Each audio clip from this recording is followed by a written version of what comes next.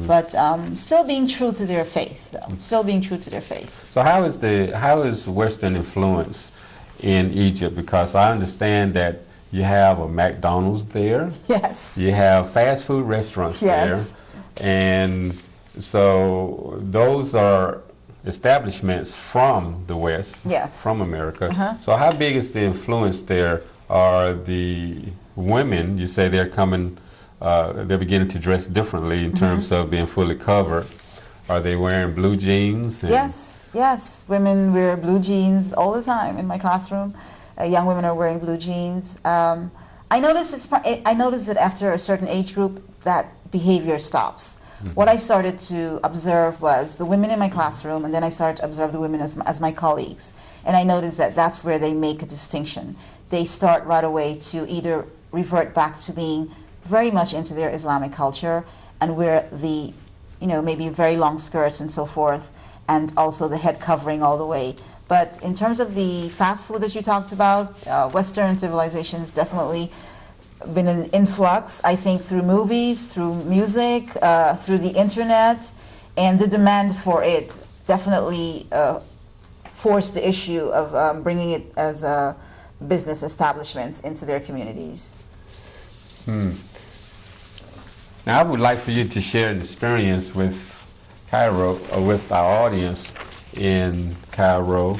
This is a night vision of the busy streets there. Yes. In Cairo, from what I've read, the traffic is very fluid. However, it's overwhelming. Yes.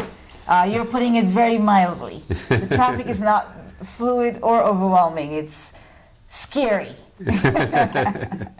It's an avalanche of taxi cars, minibuses, horse and buggy, bicycles, motorcycles. It's just amazing. When I first got there, I thought I would never survive this. There's no way I can survive crossing the street. I can survive getting in a taxi. But it just goes to show that, as the old saying goes, when you're in Rome, you do as the Romans do. I've actually managed to take cabs on my own the last semester I've been there. I haven't gotten on a donkey cart, but I have, I've been invited to ride a motorcycle. I've declined. But I've rode with students who have told me, they don't really have a driver's license because they didn't need to have one. But that's after we're halfway on our journey. So it's just an amazing avalanche of, it's an experience, it's an unbelievable experience to be on the streets of Cairo. It's just unbelievable. Now I want to somewhat illustrate this a little more clearer for our audience. It's my understanding that there are not traffic lights along the way that enables you to get across the street from one side to the other. No. The traffic lights that exist are in your head. You have got to get to where I usually get to the street, and then I said, okay, Carol, I pray. I always pray. Then I get to the top of the street, and I said, okay, you look left and right, left and right, left and right, and then you just go into the traffic. Literally, everybody does that. I don't know if they pray, but I pray. Right. And I head straight on into the traffic, and you've just got to maneuver. You've got to get between a car, a motorcycle, and you have to get to the other side of the street. That's all there is to it. And the traffic is consistently flowing. Yes, I don't think people are sleeping sometimes in Cairo. The traffic is consistent. It's daunting. There's not a speed limit, it appears to be. And right at the corner, there may be a policeman to assist you, perhaps if there's an accident. But other than that, he's just sitting there. Maybe, because it is a military state country, but nevertheless, the traffic. There are no traffic lights. Oh. There are a few in Cairo, but it doesn't make, because people still just go on through. Do you see very many accidents? I've seen quite a few accidents. It's very disturbing. I've read in a local magazine that it's one of the, it's either the #1 or the second leading cause of deaths in Cairo. So I make it a habit to be very careful on the street. I don't take it for granted. I actually have learned to cross when people are crossing because they're better than I am. So I've usually had many Egyptians to thank for getting across the street. I never fail to say thank you, because I would hook onto somebody's arm and ask, may I cross with you? And, you know, they've gladly obliged and said, come on, you'll be safe with me. I've crossed many, because sometimes some of the streets are perhaps 5, 6, or 7 lanes, and you've got to literally cross there. And you can see it's a vision to behold, because there are cars and there are buses and there are people, there's a donkey cart, and there are people walking between, just crossing. And I'm thinking, this is not real, but it is real. So even though you may be very successful in dodging the cars and the buses, you might get run over by a donkey. Precisely. Yes, precisely. A donkey that's just doing his job, perhaps carrying some vegetables or a load, and he himself is on a very busy street. Amazing, amazing. Yeah, it's an amazing traffic scenery.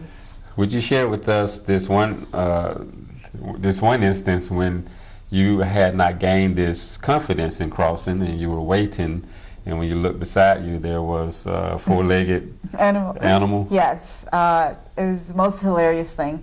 I actually was going home from class, and I decided that day that I was going to eat at one of the local Egyptian restaurants, which I don't normally participate in, but it's a very common food that Egyptians eat. It's called tamaya, and it's very inexpensive, so I thought, you know, I'd get one. You know, I didn't have to spend a lot, and I would also get that. So I got into my cafe to where I can get my tamaya, and I was about to cross the street again, and there, lo and behold, there was no one to assist me in crossing. It was quite busy.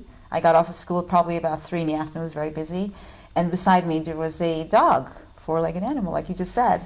And I thought, you know, dogs in Cairo are everywhere. They roam the streets freely. They don't seem to have any, there's no rules about dogs in Egypt. They're everywhere. So I'm already scared of dogs, but nevertheless, he stood next to me, but he wasn't, they don't bother you, so everyone says, but he nevertheless proceeded to look left and right like I did, and then he crossed the street before I did.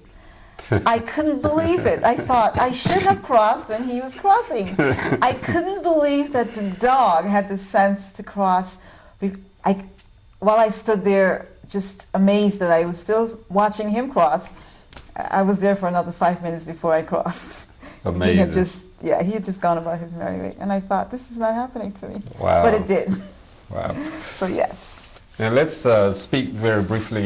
You went to Luxor also. Yes. A couple of friends came to visit me. I want to give a shout out to my friends who came to visit me in Cairo. It was very nice having company. It's great to spend some time with friends, and they were all enthusiastic about being in the historical country of Egypt, and more importantly, sharing their experiences with myself. And we took a trip to Luxor, which is a very popular city. Primarily Nubian Egyptians live there. When I say Nubian Egyptians, I mean what you would say would be the first Egyptians that live there. You know, they're very much more African-looking Egyptians, I should say, that live there. They're more of a darker hue, culture-wise and everything. They're very much more where everybody goes to see what they call the real Egyptians. Nevertheless, also in Luxor is where the Valley of the Kings are, and the Valley of the Queens, where after the Pharaoh kingdom, you have the kingdoms where there were kings and queens, and King Tut was buried there, Ramses was buried there, Amenhotep was buried outside, one of his children was buried outside of there, Queen Hatshepsut was buried there, several other queens are buried there. It's unbelievable to visit there. I thought I'd seen it all in Cairo and at the Giza pyramids, but it was awesome to be in Luxor to see where the Valley of the Kings were. And they're literally in a valley just across the Nile. Of course, the Nile is running all the way through there. And just across the West Bank, you can see the Valley of the Kings.